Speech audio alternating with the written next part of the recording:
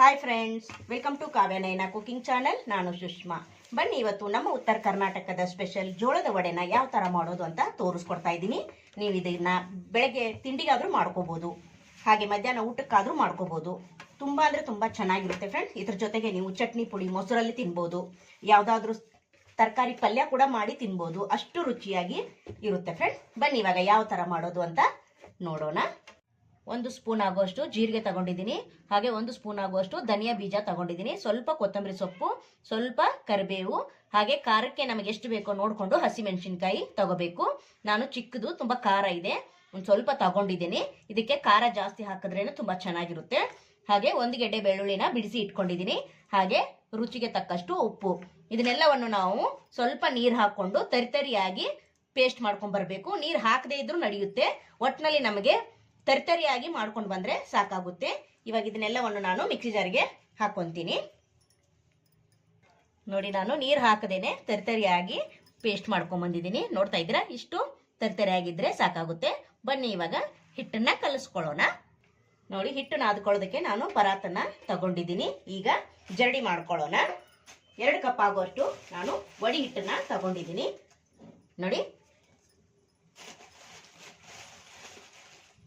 ನಿಮ್ಮ ಹತ್ರ ವಡಿ ಹಿಟ್ಟಿಲ್ಲ ಅಂದ್ರೆ ನೀವು 1 ಕಪ್ ಅಷ್ಟು ಗೋಧಿ ಹಿಟ್ಟು, 1 ಕಪ್ ಅಷ್ಟು ಜೋಳದ ಹಿಟ್ಟನ್ನ ತಗೋಬಹುದು. ಇವಾಗ ಇದನ್ನ ಜರಡಿ ಮಾಡ್ಕೊಳ್ಳೋಣ. ತುಂಬಾ ಅಂದ್ರೆ ತುಂಬಾ ಚೆನ್ನಾಗಿರುತ್ತೆ ಫ್ರೆಂಡ್ಸ್. ನೀವು ಇದ್ರ ಜೊತೆಗೆ ಮೊಸರು ಜೊತೆ ತಿನ್ಬೋದು, ಚಟ್ನಿ ಜೊತೆಗೆ ತಿನ್ಬೋದು. ಸೂಪರ್ ಆಗಿರೋ ಕಾಂಬಿನೇಷನ್. ನಮ್ಮಲ್ಲಿ ಬೆಳಗ್ಗೆ ನಾಷ್ಟಾಕ್ಕೆ ಮಾಡಿಬಿಡ್ತೀವಿ ನಾವು. ಹಾಗೆ ಹುಣ್ಣಿಮೆ, ಅಮಾವಾಸ್ಯೆ ಈ ತರ ಇದ್ರೆ ನೈವೇದ್ಯಕ್ಕೂ ಆಯ್ತು, ನಮಗೆ ಬೆಳಗ್ಗೆ ತಿಂಡಿಗೂ ಆಯ್ತು ಅಂತ ನಮ್ಮ ಉತ್ತರ ಕರ್ನಾಟಕದ ಕಡೆ ನಾವು ಮಾಡ್ತಾನೆ ಇರ್ತೀವಿ. ನೋಡಿ, ಇವಾಗ ಜರಡಿ ಮಾಡ್ಕೋತಾ ಇದ್ದೀನಿ. ನಿಮಗೆ ಜಾಸ್ತಿ ಕೂಡ ಬೇಕಾದ್ರೆ ತಗೋಬಹುದು. ನೀವು ಜೋಳದ ಹಿಟ್ಟು ಹಾಗೆ ಸಮಸಮವಾಗಿ ಗೋಧಿ ಹಿಟ್ಟು ತಗೋಬಹುದು, ಹೆಚ್ಚು ಕಡಿಮೆ ಮಾಡ್ಕೋಬಹುದು. ಹಾಗೆ ಸ್ವಲ್ಪ ಕಡಲೆ ಹಿಟ್ಟನ್ನು ನೀವು ಅಲ್ಲಿ ಸೇರಿಸ್ಕೋಬೇಕಾಗುತ್ತೆ. ನೋಡಿ, ಹಿಟ್ಟು ಚಾಣಿಸ್ಕೊಂಡಿದ್ದಾಗಿದೆ. ನಾನು ಅವಾಗಲೇ ರುಬ್ಕೊಂಡು ಬಂದಲ್ಲ ಪೇಸ್ಟ್ ತರ, ಅದನ್ನ ಹಸಿಮೆಣಸಿನ್ಕಾಯಿನ ಹಾಕೊಂತೀನಿ. ನೋಡ್ಕೊಂಡು ಹಾಕೊಳ್ಳಿ. ಸ್ವಲ್ಪನೇ ಮೊದಲು ಖಾರ ಮತ್ತೆ ಕಡಿಮೆ ಅನ್ಸಿದ್ರೆ ಮತ್ತೆ ಹಾಕೋಬಹುದು. ಒಂದೇ ಸತಿ ಹಾಕೊಂಡ್ಬಿಟ್ರೆ ಜಾಸ್ತಿ ಖಾರ ಆಗ್ಬಿಡುತ್ತೆ. ಈಗ ನೋಡಿ, ಅಜ್ವೈನನ್ನ ಒಂದು ಅರ್ಧ ಟೇಬಲ್ ಸ್ಪೂನ್ ಅಷ್ಟು ನಾನು ಈ ತರ ಕೈಯಲ್ಲಿ ತಿಕ್ಕಿ ಹಾಕೋತಾ ಇದ್ದೀನಿ. ಜೀರ್ಣಕ್ರಿಯೆ ತುಂಬಾ ಚೆನ್ನಾಗಿರುತ್ತೆ ಇದನ್ನ ಹಾಕೋದ್ರಿಂದ. ನೋಡಿ, ಇವಾಗ ಇದಕ್ಕೆ 1 ಟೇಬಲ್ ಸ್ಪೂನ್ ಅಷ್ಟು ಎಣ್ಣೆನ ಹಾಕೊಂತೀನಿ. ಈಗ ಇದನ್ನ ಮೊದಲು ನಾವು ಡ್ರೈ ಮಿಕ್ಸು ಮಾಡ್ಕೊಳ್ಳೋಣ. ಚೆನ್ನಾಗಿ ಹೊಂದೋ ತರ ಹಿಟ್ಟಿಗೆ ನೋಡಿ ಈ ತರ ಕಲಿಸ್ಕೋಬೇಕು. ಹೊಸಬ್ರು ಯಾರಾದ್ರೂ ನಮ್ಮ ಚಾನೆಲ್ ನೋಡ್ತಾ ಇದ್ರೆ ಪ್ಲೀಸ್ ನಮ್ಮ ಚಾನೆಲ್ನ ಸಬ್ಸ್ಕ್ರೈಬ್ ಮಾಡ್ಕೊಂಡು ನೋಡಿ. ವಿಡಿಯೋನ ಎಲ್ಲೂ ಕೂಡ ಸ್ಕಿಪ್ ಮಾಡಬೇಡಿ, ಪೂರ್ತಿಯಾಗಿ ವಿಡಿಯೋ ನೋಡಿದ್ರೆ ತುಂಬ ಹೆಲ್ಪ್ ಆಗುತ್ತೆ ಫ್ರೆಂಡ್ಸ್. ನೋಡಿ, ಈ ಥರ ಡ್ರೈ ಮಿಕ್ಸು ಮಾಡ್ಕೊಂಡಿದ್ದೀನಿ. ಇದಕ್ಕೆ ಉಗುರು ಬೆಚ್ಚಗಿರೋ ನೀರನ್ನು ನಾವು ಹಾಕ್ಕೊಂಡು ಸ್ವಲ್ಪ ಸ್ವಲ್ಪನೇ ಹಾಕ್ಕೊಂಡು ನಾವು ನಾದ್ಕೋಬೇಕಾಗುತ್ತೆ.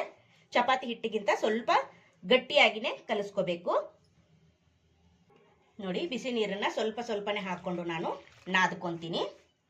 ಬಿಸಿ ನೀರು ಹಾಕೋದ್ರಿಂದ ಮೆದುವಾಗಿ ಬರುತ್ತೆ ವಡೆ, ಅದಕ್ಕೋಸ್ಕರ ನೋಡಿ ಸ್ವಲ್ಪ ಸ್ವಲ್ಪನೇ ಹಾಕ್ಕೊಂಡು ನಾದ್ಕೊತೀನಿ.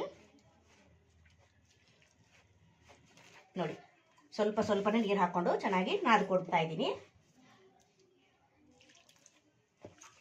ತುಂಬ ಅಂದರೆ ತುಂಬ ಚೆನ್ನಾಗಾಗುತ್ತೆ ಫ್ರೆಂಡ್ಸ್. ನೀವು ಬೆಳಗ್ಗೆ ತಿಂಡಿಗಾದರೂ ಮಾಡ್ಕೋಬೋದು, ಮಧ್ಯಾಹ್ನ ಲಂಚಿಗೆ ಮಕ್ಕಳಿಗೆ ಲಂಚ್ ಬಾಕ್ಸ್ ಕೂಡ ಮಾಡಿ ಕೊಡ್ಬೋದು. ತುಂಬ ಸಾಫ್ಟಾಗಿ ಇರುತ್ತೆ, ಎಷ್ಟೊತ್ತಿಟ್ಟರು ಕೂಡ ಈ ವಡಿ ಗಟ್ಟಿ ಆಗಲ್ಲ. ನೋಡಿ ನೋಡಿ, ಇವಾಗ ಚೆನ್ನಾಗಿ ನಾದ್ಕೊಂಡಿದ್ದೀನಿ. ನೋಡಿ, ಇಷ್ಟು ಮೆದುವಾಗಿ ನಾದ್ಕೊಂಡಿದ್ದೀನಿ. ಜಾಸ್ತಿ ತೆಳುವಾಗಿ ಕೂಡ ಮಾಡ್ಕೋಬೇಡಿ, ಯಾಕಂದರೆ ನಾವು ನೆನೆಯೋದಕ್ಕೆ ಬಿಡ್ತೀವಲ್ವ. ತುಂಬ ತೆಳುವಾದರೆ ವಡಿನ ಮಾಡ್ಕೊಳಕ್ಕೆ ಬರಲ್ಲ. ಆದಷ್ಟು ಸ್ವಲ್ಪ ಗಟ್ಟಿ ಇರಲಿ. ಒಂದು ಅರ್ಧ ಗಂಟೆ ನೆನೆಸಿದ್ರೆ ತುಂಬ ಚೆನ್ನಾಗಿ ಬರುತ್ತೆ. ನೋಡಿ, ಇವಾಗ ಇದನ್ನು ಒಂದು ಬಾಕ್ಸಲ್ಲಿ ಹಾಕಿ ನಾನು ಎತ್ತಿಡ್ತೀನಿ. ನಿಮಗೆ ಈ ಜೋಳದ ವಡೆ ಹಿಟ್ಟನ್ನು ನಾನು ಯಾವ ಥರ ರೆಡಿ ಮಾಡ್ಕೊಂಡಿದ್ದೀನಿ ಅಂತ ನಿಮಗೂ ಬೇಕಂದರೆ ನನಗೆ ಕಮೆಂಟಲ್ಲಿ ತಿಳಿಸಿ. ನಾನು ಇದಕ್ಕೆ ಏನೇನು ಹಾಕಿದ್ದೀನಿ ಹಿಟ್ಟಿಗೆ, ಜೋಳದ ವಡೆ ಹಿಟ್ಟು ಯಾವ ಥರ ರೆಡಿ ಮಾಡ್ಕೊಂಡಿದ್ದೀನಿ ಅನ್ನೋದನ್ನು ನಾನು ನಿಮಗೆ ವಿಡಿಯೋ ಮಾಡಿ ತೋರಿಸ್ಕೊಡ್ತೀನಿ ಫ್ರೆಂಡ್. ನೋಡಿ, ಒಂದು ಬಾಕ್ಸ್ ತಗೊಂಡಿದ್ದೀನಿ. ಇದರೊಳಗಡೆ ಹಿಟ್ಟನ್ನು ಹಾಕಿ 1 ಟೇಬಲ್ ಸ್ಪೂನ್ ಅಷ್ಟು ಮೇಲೆ ಎಣ್ಣೆನ ಹಾಕೋತೀನಿ, ಅಂದರೆ ಹಿಟ್ಟು ಒಣಗೋದಿಲ್ಲ, ಅದಕ್ಕೋಸ್ಕರ. ನೋಡಿ, ಇವಾಗ ಇದನ್ನು ಹಾಕ್ಬಿಟ್ಟು ಮುಚ್ಚಳ ಮುಚ್ಚಿ ಒಂದು ಅರ್ಧ ಗಂಟೆ ನೆನೆಯೋದಕ್ಕೆ ಬಿಡ್ತೀನಿ. ನೋಡಿ ಫ್ರೆಂಡ್ಸ್, ಅರ್ಧ ಗಂಟೆ ನೆನೆಸಿ ಇಟ್ಟಿದ್ದೆ. ಇವಾಗ ಹಿಟ್ಟು ಕೂಡ ಚೆನ್ನಾಗಿ ನೆನೆದಿದೆ, ನೋಡ್ತಾ ಇದ್ದೀರಾ. ನಾನು ಬಟರ್ ಪೇಪರ್ ಮೇಲೆ ಲಟ್ಟಿಸ್ಕೊತೀನಿ, ಇಲ್ಲ ನೀವು ಈ ಮನೆ ಮೇಲೆ ಕೂಡ ಲಟ್ಟಿಸ್ಕೋಬಹುದು. ನೋಡಿ, ನಾನು ಈ ಥರ ಶೀಟ್ ಹಾಕ್ಬಿಟ್ಟು ನಾನು ಚಿಕ್ಕದು ಉಳ್ಳಿನ ತಗೊಂಡಿದ್ದೀನಿ. ಸ್ವಲ್ಪ ಸೀಟಿಗೆ ನೀರನ್ನು ಹಚ್ಕೊಳ್ಳೋಣ. ಹಾಗೆ ಇದಕ್ಕೂ ಕೂಡ ಅಷ್ಟೇ ನೋಡಿ, ಈ ಥರ ಹಚ್ಕೊಂಡು ಮೇಲೆ ಸ್ವಲ್ಪ ಬಿಳಿ ಎಳ್ಳನ್ನು ಈ ಥರ ಪ್ರೆಸ್ ಮಾಡಿಕೊಂಡು ಈ ಥರ ಅಗಲ ಮಾಡ್ಕೋಬೇಕು. ನೋಡಿ, ಕೈಗೆ ನೀವು ಎಣ್ಣೆನೇ ಹಚ್ಕೋಬೇಕಂತೇನಿಲ್ಲ, ನೀರನ್ನು ಕೂಡ ಹಚ್ಕೊಂಡು ನೋಡಿ ಈ ಥರ ಅಗಲ ತಟ್ಕೋಬಹುದು. ನೋಡಿ, ನಿಮ್ಗೆ ಯಾವ್ದು ಅನುಕೂಲ ಆಗುತ್ತೋ ನೀವು ಅದನ್ನು ಮಾಡ್ಕೊಳ್ಳಿ. ನೋಡಿ, ಇಷ್ಟೇ ಬೇಕಂತೇನಿಲ್ಲ, ನಿಮ್ಗೆ ಯಾವ ಸೈಜ್ ಬೇಕೋ, ದೊಡ್ಡದೋ ಚಿಕ್ಕದೋ ಈ ಥರ ನೀವು ತಟ್ಕೋಬಹುದು. ನೋಡಿ, ಇವಾಗ ಎಣ್ಣೆಯಲ್ಲಿ ಹಾಕ್ಕೊಂಡಿದ್ದೀನಿ. ಇವಾಗ ನೋಡಿ ಈ ಥರ ಎಣ್ಣೆ ಹಾಕ್ತಾ ಇರಬೇಕು, ಅಂದರೆ ಚೆನ್ನಾಗಿ ನಮಗಿಲ್ಲಿ ಜೋಳದ ವಡೆ ಉಬ್ಬಿ ಬರುತ್ತೆ. ನೋಡಿ, ಹುಷಾರಾಗಿ ಮಾಡಿ.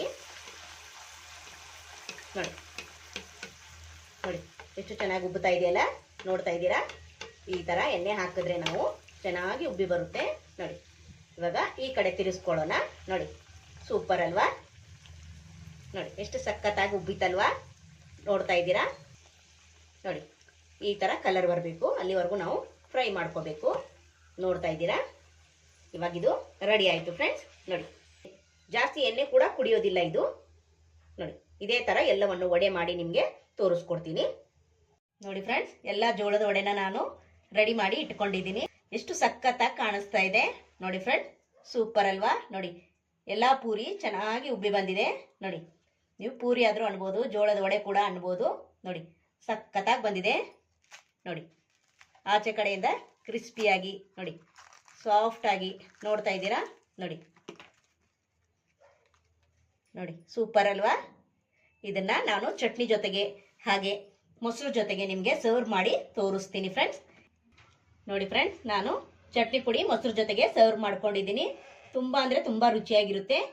ನೀವು ಕೂಡ ಒಂದ್ಸತಿ ಟ್ರೈ ಮಾಡಿ ನೋಡಿ. ಈ ನಮ್ಮ ವಿಡಿಯೋ ನಿಮಗೆ ಇಷ್ಟವಾದರೆ ಪ್ಲೀಸ್ ಲೈಕ್ ಮಾಡಿ, ಶೇರ್ ಮಾಡಿ, ಕಮೆಂಟ್ ಮಾಡಿ, ಸಬ್ಸ್ಕ್ರೈಬ್ ಮಾಡ್ಕೊಳ್ಳಿ. ನಮ್ಮ ವಿಡಿಯೋ ನೋಡಿದ್ದಕ್ಕಾಗಿ ನಿಮ್ಮೆಲ್ಲರಿಗೂ ಧನ್ಯವಾದಗಳು. Thank you for watching. ನಮಸ್ಕಾರ ಫ್ರೆಂಡ್ಸ್.